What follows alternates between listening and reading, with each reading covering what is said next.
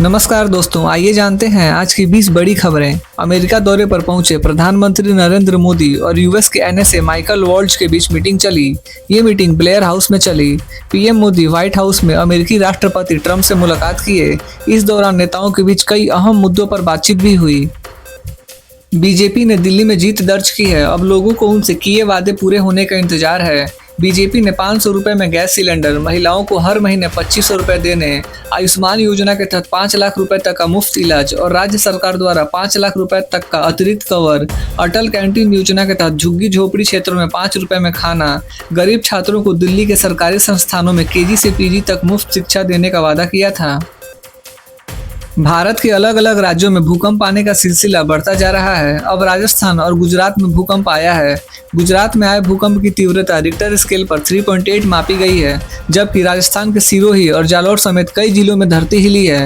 हालांकि ये कमजोर भूकंप था, जिससे किसी तरह के जान माल का नुकसान नहीं हुआ है।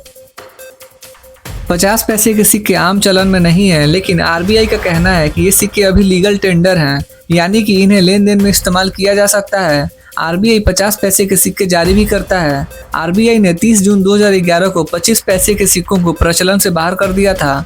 50 पैसे तक के सिक्कों को स्मॉल कॉइन और 1 रुपए या इससे अधिक के सिक्कों को रूपी कॉइन कहा जाता है।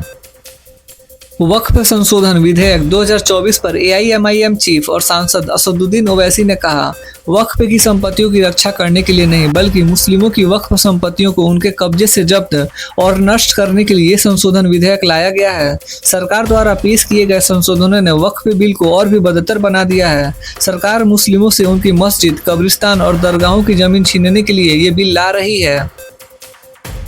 मध्य प्रदेश के हरदा के किसान मधुसूदन धाकड़ ने खेती के जरिए बड़ा मुकाम हासिल किया है।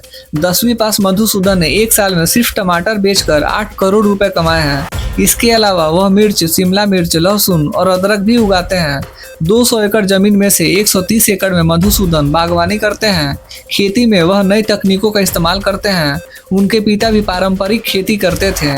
वह देश भर में अपना माल सीधे व्यापारियों को बेचते हैं। अयोध्या में राम मंदिर के मुख्य पुजारी आचार्य सत्येंद्र दास को जल समाधि दे दी गई। श्रद्धालुओं की भीड़ के चलते अंतिम यात्रा राम मंदिर के सामने से नहीं निकाली गई। आचार्य सत्येंद्र दास का पार्थिव शरीर पालकी से लता मंगेशकर चौक होते हुए सरयू घाट तक लाया गया, जिसके बाद संत तुलसीदास घाट पर जल समाधि दी गई।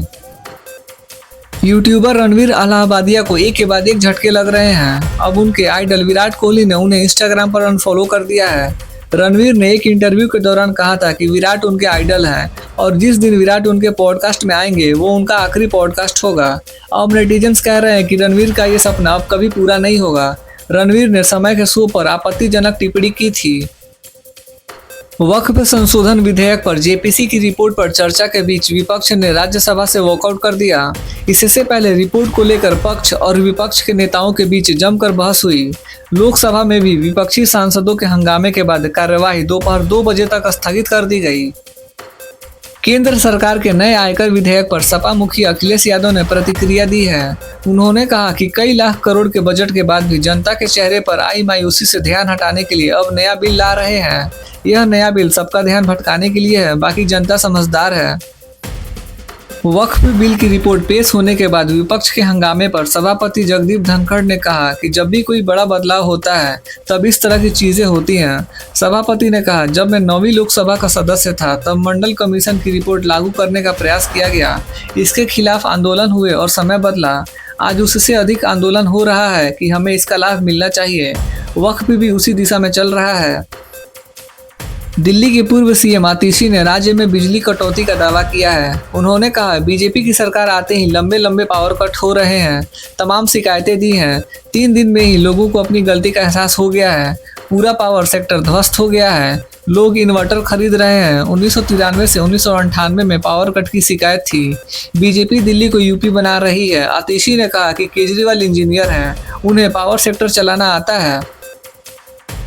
लोकसभा में नया आयकर बिल पेश कर दिया गया है। बिल पेश होने के बाद इसे सिलेक्शन कमेटी के पास भेजा गया है। इसके साथ ही 10 मार्च को शुरू होने वाले बजट सत्र के दूसरे चरण तक के लिए लोकसभा की कार्यवाही स्थगित कर दी गई है। मणिपुर में राष्ट्रपति शासन लगा दिया गया है। मुख्यमंत्री एन बीरेन सिंह के इस्तीफे के बाद राज्य में राष्ट्रपति शासन लगा दिया गया है। 9 फरवरी को बीरेन सिंह के इस्तीफे के बाद बीजेपी के पास 12 फरवरी तक नया सीएम चुनने का समय था, लेकिन तय समय में मुख्यमंत्री नहीं बन पाने के कारण राज्य में प्रेसिडेंट रूल लग गया है। पूर्व ऑस्ट्रेलियाई कप्तान माइकल क्लार्क ने एक पॉडकास्ट में चैंपियंस ट्रॉफी को लेकर भविष्यवाणी की है। उन्होंने कहा, भारतीय टीम बेहद मजबूत है, उनके पास बेहतरीन बल्लेबाज और शानदार स्पिनर्स हैं। रोहित भी शानदार फॉर्म में आ गए हैं। हार्दिक पांड्या बेहतरीन ऑलराउंडर हैं। वनडे एक ऐसा फॉर्मेट है जिसमें भारतीय क्रिकेट टीम को हरा पाना दूसरी टीमों के लिए मुश्किल है। भारतीय टीम चैंपियंस ट्रॉफी जीत सकती है। इंग्लैंड के खिलाफ तीसरे वनडे में जीत मिलते ही कप्तान रोहित शर्मा ने एक रिकॉर्ड के मामले में सौरव गांगुली को पीछे छोड़ दिया है। रोहित के नाम अब बतौर भारतीय कप्तान कुल 98 मैच में जीत हो चुकी है और वह भारत के सबसे सफल कप्तानों की लिस्ट में चौथे नंबर पर पहुंच गए हैं। गांगुली की कप्तानी में भारत ने 97 मैचों में जीत हासिल की थी। लिस्ट में पहले नंबर पर MS धोनी है और फिर विराट कोहली है दूसरे नंबर पे। IPL 2025 के लिए RCB ने नए कप्तान के नाम का ऐलान कर दिया है। फ्रेंचाइजी ने रजत पाटीदार को अपना कप्तान घोषित किया है। रजत 2022 IPL में रॉयल चैलेंजर्स बेंगलुरु की टीम में एंट्री की थी और उसके बाद से उन्होंने RCB के लिए शानदार प्रदर्शन किया है। रजत के कप्तान बनने पर विराट ने कहा, RCB का कप्तान बनने पर आपको बधाई, आप वास्तव में इस पद के लायक हैं, आपके लिए बहुत खुश हूँ। तो फ्रेंड्स, आज की खबरें यहीं पे समाप्त होती हैं। देश भर के छोटे बड़े अपडेट्स और हर दिन के टॉप 20 न्यूज़ देखने के लिए हमारे न्यूज़ चैनल इंडियन जनता न्यूज़ को सब्सक्राइब जरूर करें। मिलते हैं अगले वीडियो में, तब तक के लिए बाय बाय, टेक केयर, जय हिंद।